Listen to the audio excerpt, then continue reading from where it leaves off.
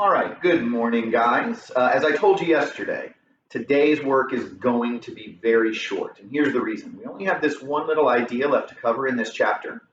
I would like to quiz over some of the recent things on Tuesday, which means I'd like to spend Monday just kind of reviewing all the basics. By the way, your first test, I mentioned it yesterday, my plan is to try to test on Friday, a week from today. So I'm just going to dive into this because this is the one problem. Now I'm going to tell you, your notes today, if you look in step 3, that's your e-text and supplemental materials, is only 1 page long. It has 2 examples, and I'm going to be showing you the first of those 2 examples.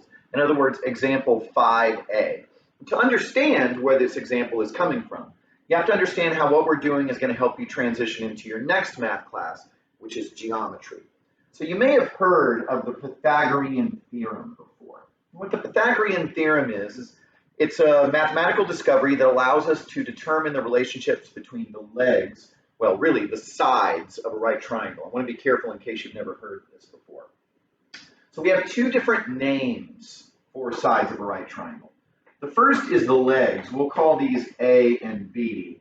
And those are the parts, the sides of a right triangle that meet to form a right angle. The other side, the side opposite the right angle, we call the hypotenuse. And it's important to understand for the problem we're about to do.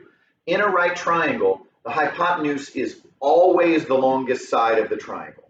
So Pythagoras made a discovery that if you squared the value of one leg and you added it to the square of the value of the other leg, you added those 2 together, they would be equal to the square of the hypotenuse. In other words, a squared, leg 1, plus b squared, leg 2, equals c squared, the hypotenuse.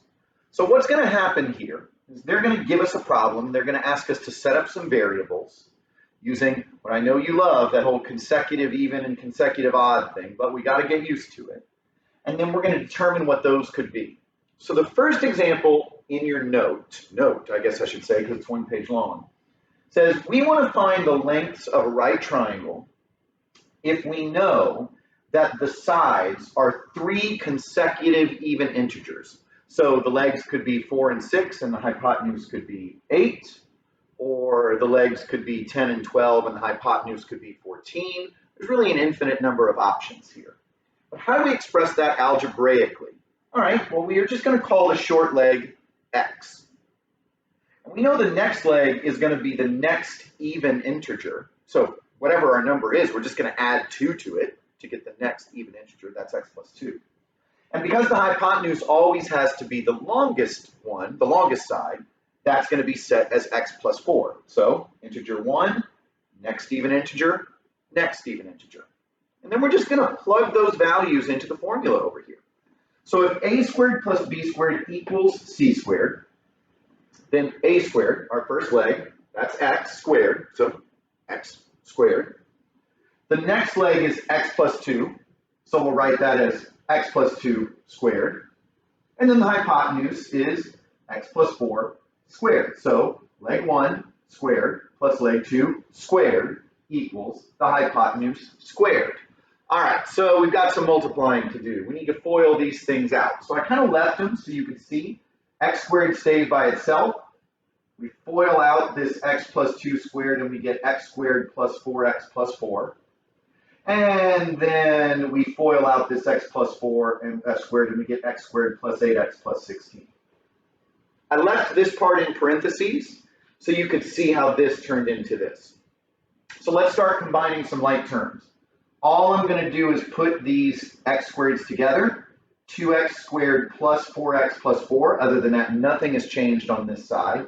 Equals x squared plus 8x plus 16. I brought that straight down. Now remember, to solve a quadratic equation, we have to get everything on one side of the equation and 0 on the other side. So I drew this arrow because you guys should know how to do this by now. Subtract everything over to the left, but I'll show you just how we get there without writing it. First, let's deal with the x squared. If we subtracted x squared from both sides, we get on this side 2x squared minus x squared, which leaves us just x squared. If we subtracted 8x from both sides, here we have positive 4x minus that 8x, and we're left with negative 4x. And then if we did minus 16 from both sides, that's going to give us minus 12. I have a feeling everybody probably feels pretty good about that. You should. Remember, we needed to move everything from this side over so we could get 0 on one side. And now, guys, we have problems that look like the homework you were doing. We're going to factor this. We're going to solve for each of the possible values of x. So x squared minus 4x minus 12, we need two factors that multiply to equal negative 12, but that add together to equal negative 4. You guys are generally pretty good at this. That's going to be negative 6 and positive 2. So x minus 6 times x plus 2 equals 0. And then we're just going to solve for each one of those possibilities. So when we do x minus 6 equals 0, solve for x, that gives us positive 6. And x plus 2 equals 0, solve for that, that gives us negative 2. These are both possible answers for the length of the shortest leg. But I want everybody to look at this one for a second and see if you can figure out why I'm about to scratch this one out. Did you come up with it? Would you agree that we can't have a negative length of something? A triangle's side can't have a negative length. There's no such thing as that. So that means we can get rid of negative 2 as a possibility because it doesn't make sense based on what we're trying to figure out. So that leaves us with x equals 6. Okay, that isn't our whole solution.